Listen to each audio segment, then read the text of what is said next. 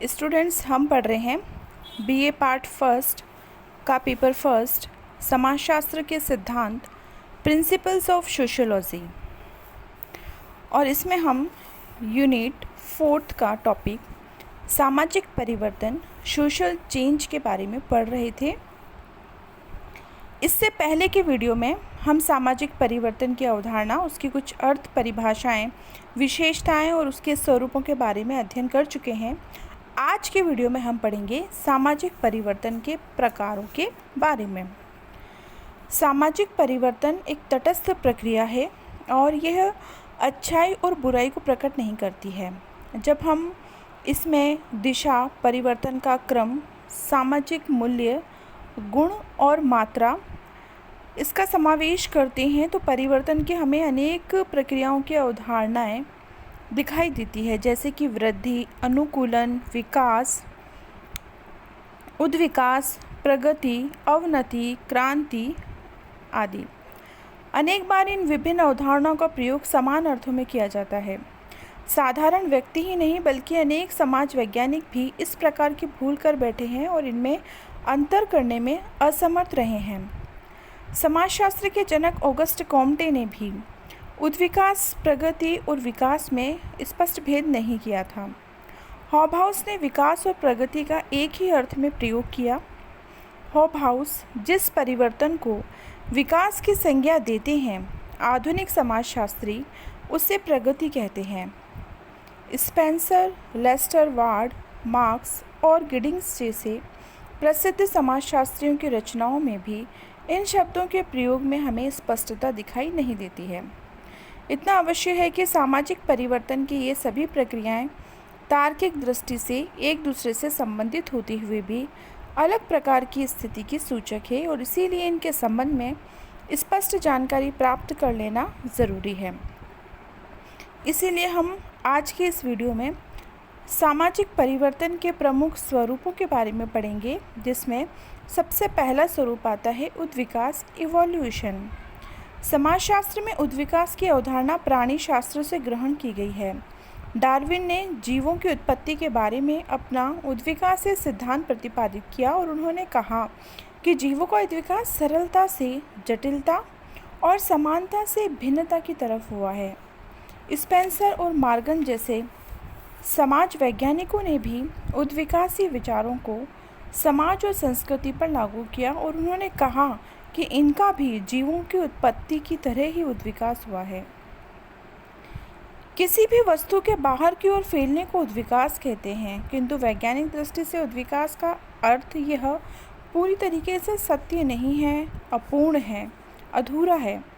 वैज्ञानिक अर्थ में उद्विकास एक ऐसी प्रक्रिया है जिसमें एक सीधी सादी सरल वस्तु या सावयव क्रमिक परिवर्तन के कारण जटिल रूप धारण कर लेता है, जैसे कि एक बीज का अंकुरित होकर वृक्ष का रूप धारण कर लेना या एक कोस्ट सेल का मानव शिशु के रूप में परिवर्तित हो जाना ही उद्विकास है। इस प्रकार जब किसी वस्तु के गुण, ढांचे और कार्य में एक निश्चित दिशा की ओर निरंतर परिवर्तन होता है तो उसे हम उद्विकास कहते हैं। उद्विकास का समाजशास्त्रियों के द्वारा सूत्र भी दिया गया है।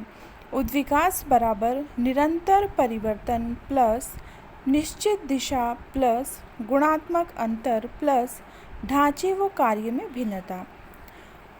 उद्विकास के बारे में स्पेंसर ने कहा कि उद्विकास कुछ तत्वों का एकीकरण और उससे संबंधित वह गति है जिसके दौरान कोई तत्व एक अनिश्चित और असंबंधित समानता से निश्चित और संबंधित भिन्नता में बदल जाता है।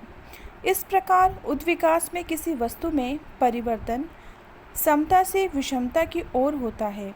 इसमें परिवर्तन की जटिलता में भी वृद्धि होती है। मैकाइवर और पेज ने कहा है कि जब परिवर्तन में निरंतरता ही नहीं होती बल्कि परिवर्तन की एक दिशा भी होती है तो ऐसे परिवर्तन को हम उद्विकास कहते हैं।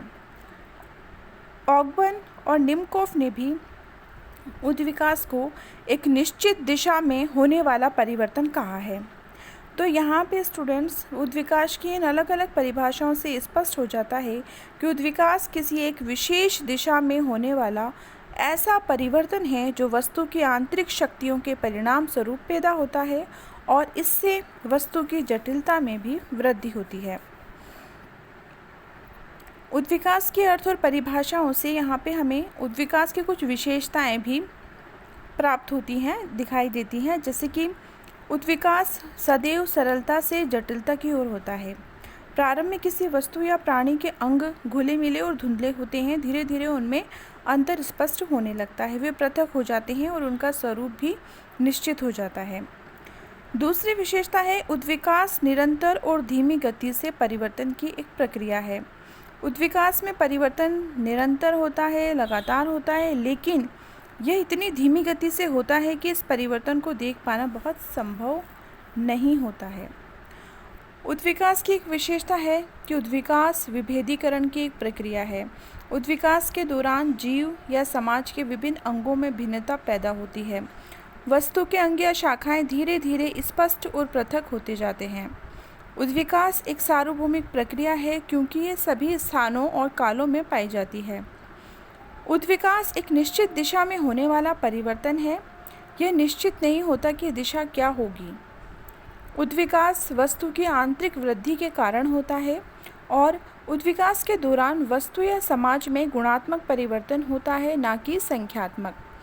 उद्विकास एक मूल्य रहित प्रक्रिया है या प्रगति की तरह इसका संबंध अच्छाई और बुराई से नहीं होता है। उद्विकास कुछ निश्चित चरणों एवं क्रम में होने वाला परिवर्तन है। प्रथम चरण के बाद द्वितीय चरण और द्वितीय चरण के बाद तीसरा चरण आता है। ऐसा नहीं हो सकता कि प्रथम के बाद तीसरा चरण आ जाए और तीसरे चरण के बाद दूसरा चरण आ जाए, ऐसा नहीं होता है। इसका एक निश्चित क्रम होता है, पहला चरण, दूसरा चरण और फिर तीसरा चरण।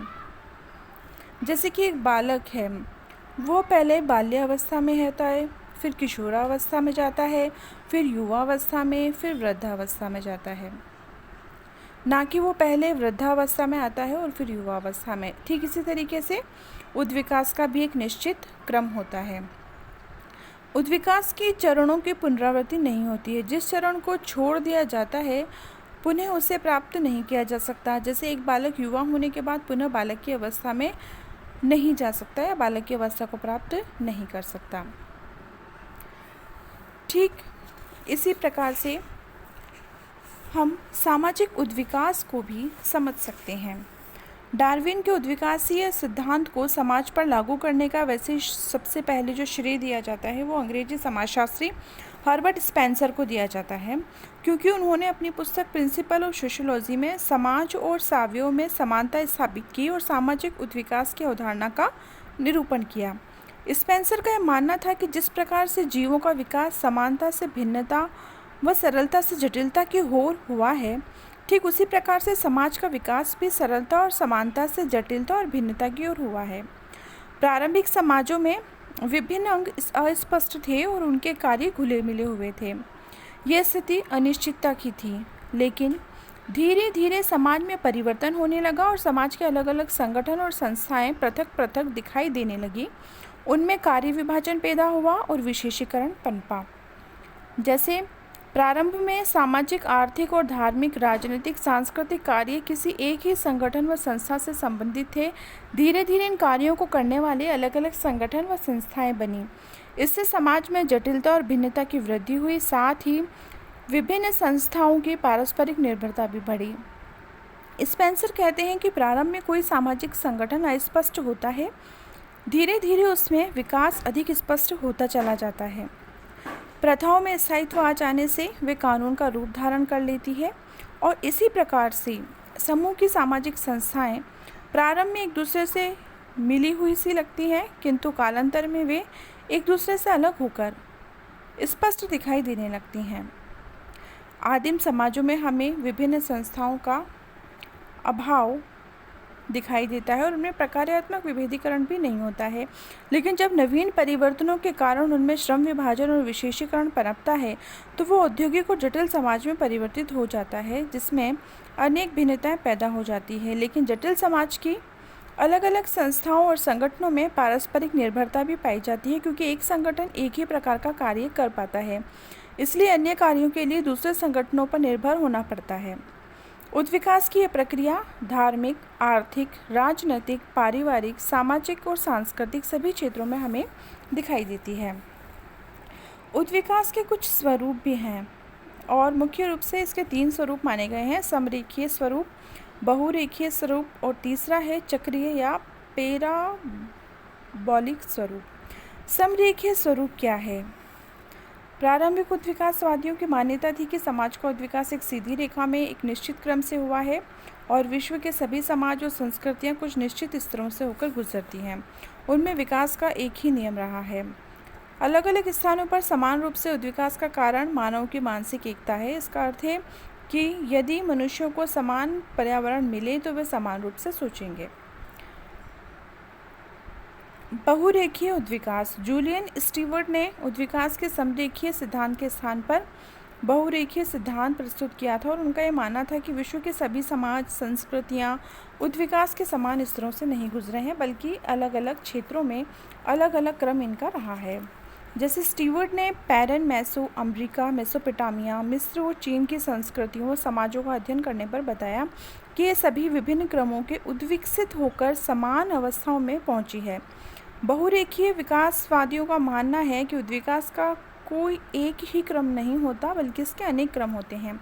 जैसे कि एक समाज पहले पशुपालन अवस्था में रहकर फिर शिकारी अवस्था में आता है, फिर कृषि की अवस्था, फिर औद्योगिक अवस्था को प्राप्त करता है। परिवार भी पहले बहुपति विवाह होते थे, फिर बहुपत्नी विवाह, समूह विवाह, फिर वो एक विवाह की स्थिति में पहुंच गया। उसी प्रकार से तीसरा जो स्वरूप बताया गया है वह है चक्रीय या पैराबोलिक उद्विकास। इस प्रकार के उद्विकास में विश्वास करने वाले विद्वानों का मानना है कि उद्विकास एक चक्र के रूप में एक घड़ी के पेंडुलम की तरह कभी इधर कभी उधर या उतार चढ़ाव के क्रम में होता है। उद्विकास से संबंधित ये मत सबसे बाद में आया और इसीलिए इन्हें नव उद्विकासवादी कहा जाता है। लेस्ली वाइट इस प्रकार के विचारकों को प्रमुख मानते हैं। उनका मानना है कि उद्विकास एक सीधी रेखा में नहीं होता, बल्कि अनुवृत्त वक्र रेखा के रूप में होता है। पैराबोला का अर्थ होता है घोड़े के खुर में ठोकी जाने वाली नाल से, जिसकी आकृति कोष्ठक में दिए गए जैसे उल्टा यू हम कह सकते हैं। इसी प्रकार से सामाजिक परिवर्तन का दूसरा स्वरूप है क्रांति। उद्विकास, प्रगति और विकास की तरह क्रांति भी परिवर्तन का एक विशेष रूप है। क्रांति में परिवर्तन का क्रम तीव्र होता है। क्रांति एक सामूहिक क्रिया है। इसमें पुरानी व्यवस्था के स्थान पर नई व्यवस्था स्थापित की जाती है। क्रांति में पुराने अभिजातों का स्थान नए अभिजात ले लेते हैं, नेता ग्रहण कर लेते हैं। क्रांति में प्राचीन संस्थानों के स्थान पर नवीन संस्थाओं की स्थापना की जाती है। क्रांति के इसी अर्थ को स्पष्ट करते हुए पार्क ने कहा था कि एक क्रांति एक सामूहिक आंदोलन होता है जिसका उद्देश्य वर्तमान समाज व्यवस्था को नष्ट करके लोकाचारों को परिवर्तित करना होता है। क्रांति को परिभाषित करते हुए किम्बाल यंग ने कहा है कि क्रांति एक ऐसा आकस्मिक सामाजिक परिवर्तन है जो वर्तमान राजनीतिक व्यवस्था को बलपूर्वक उलट देने से घटित होता है और जिसके फलस्वरूप सामाजिक और कानूनी नियंत्रण के नए स्वरूप बनते हैं या नए स्वरूपों की स्थापना होती है। ठीक उसी तरीके से न्यूमैन ने भी क्रांति को परिभाषित किया। उन्होंने कहा कि क्रांति राजनीतिक संगठन, सामाजिक संरचना, आर्थिक संपत्ति पर नियंत्रण और सामाजिक व्यवस्था की प्रमुख काल्पनिक अवधारणाओं में होने वाले व्यापक और आमूल-चूल परिवर्तन को कहते हैं। इस प्रकार क्रांति विकास की निरंतरता को तोड़ देती है। सामाजिक क्रांति क्या है? सामाजिक क्रांति सामाजिक परिवर्तन का एक ढंग या प्रकार है। यह एक ऐसा परिवर्तन है जो निरंतर नहीं होता बल्कि आकस्मिक रूप से घटित होता है। क्रांति के कारण सामाजिक नेतृत्व में परिवर्तन आ जाता है। पुराने नेताओं और अभिजातों का स्थान नए नेता और नए अभिजात वर्ग के लोग ले लेते हैं। क्रांति का क्षेत्र व्यापक होता है और यह सामाजिक, धार्मिक, राजनीतिक, आर्थिक, सांस्कृतिक किसी भी क्षेत्र में घटित हो सकती है। क्रांति के कारण समाज और उसके विभिन्न पक्षों में आमूल-चूल परिवर्तन भी आ जाता है। क्रांति के परिणाम अप्रत्याशित होते हैं और ये किसी भी क्रांति के परिणामों के बारे में निश्चित रूप से नहीं कहा जा सकता कि उसके केवल ये अमुक परिणाम ही होंगे। क्रांति लाभदायक भी हो सकती है और हानिप्रद भी हो सकती है। क्रांति के कारण कुछ पक्षों को लाभ होता है तो कुछ पक्षों को हानि होती है। क्रांति का जन्म सामाजिक असंतोष के कारण होता है। जब समाज में असंतोष बढ़ता जाता है और उसको दूर करने का प्रयत्न नहीं किया जाता तो क्रांति जन्म लेती है। क्रांति एक ऐसा परिवर्तन है जिसके लिए सचेत और जागरूक प्रयत्न किए जाते हैं। यह स्वतः नहीं आती है। क्रांति में परिवर्तन की गति बहुत तीव्र होती है और विकास की भांति धीमी नहीं होती। क्रांति एक सामूहिक क्रिया है, न कि व्यक्तिगत, और इस अर्थ में क्रांति के लिए अनेक व्यक्तियों द्वारा सामूहिक रूप से प्रयास किए जाते हैं।